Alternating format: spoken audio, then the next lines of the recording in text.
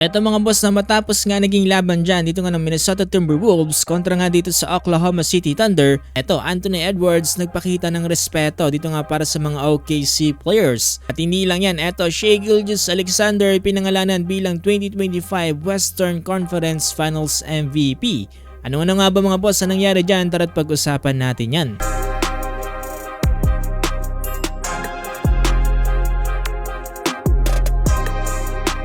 So eto mga boss, no, mukhang natuldukan na nga ng tuluyan etong laban ngayong araw. Tuluyan na nga tinapos ng Oklahoma City Thunder ang serye at tinalo na nga nila itong Minnesota sa final score na 124-94. Kaya dyan balik finals na rin etong OKC. Yung kanilang huling finals appearance ay matagal-tagal na rin kung saan itong taong 2012 pa yung kasagsagan nila KD Westbrook at dito nga na James Harden. Talagang napakatagal na panahon na simula yung nakatapak etong OKC. Dahil nga punong-puno ng batang players etong OKC, etong si Alex Caruso lamang ang merong experience sa kanila dito nga sa NBA Finals. Napakalaking bagay talaga yung pagkuha dyan ng OKC dito nga para kay Alex Caruso. Patapos nga naging laban nila dyan, eto si Anthony Edwards ay nagpakita naman ng respeto dito nga sa mga players ng Oklahoma City Thunder. Nang una niyang niyakap ay itong si Shai Gilgeous-Alexander, tapos itong sila Jalen Williams. Diyan nakakalungkot din para sa part ni Anthony Edwards dahil itong nakarang season mga boss no ay nalaglag din sila dito nga sa Western Conference Finals na kung saan tinalo sila mismo dito nga ni Luka Doncic. Tapos eto tinalo naman siya ngayon dito ng Oklahoma City Thunder sa kamay naman ni SGA. Abangan natin no, kung ano nga bang sunod dito nga para sa Minnesota Timberwolves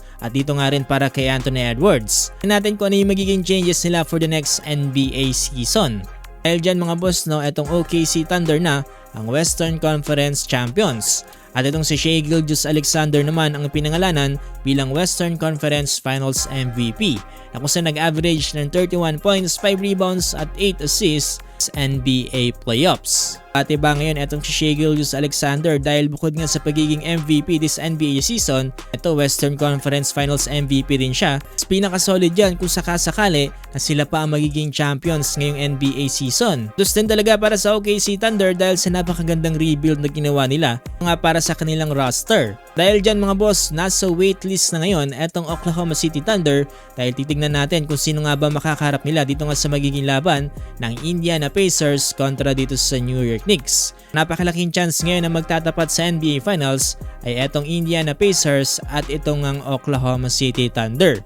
Dahil sa ngayon ay nasa 3-1 standing na rin etong ang Pacers kontra nga sa Knicks. Pero let's see mga boss, no, hindi pa naman talaga final yan at marami pang pwedeng mangyari dito nga sa pagitan ng laban ng Pacers at dito nga ng Knicks. Ito, during press conference, sinabi nga ni Anthony Edwards na talagang magaling nga daw etong Oklahoma City Thunder at sinabi niya rin na hindi naman daw siya nasaktan ito nga matapos silang matalo sa Western Conference Finals. Yeah, I don't know, but yeah, they're a great team, well coached.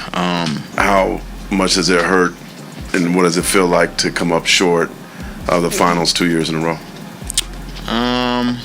It's exciting. I don't know why people would think it would hurt. I mean, it's exciting for me. I'm 23. I get to do it a whole bunch of times. I'm hurt more so for myself, for Mike.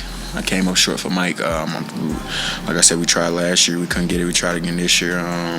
We're gonna try again next year. Talaga napakataas pa rin talaga ng pride dito nga ni Ant-Man no. Pero kung kayong tatanungin mga boss no, kung sakasakali lang, kanino kayo dito? Indiana Pacers o kaya naman Oklahoma City Thunder? Sino sa palagay nyo ang magcha-champion this 2024 to 2025 NBA season? Kung gusto nyo pa ng more basketball updates ng NBA playoffs, huwag nyo kakalimutang i-follow itong ating page.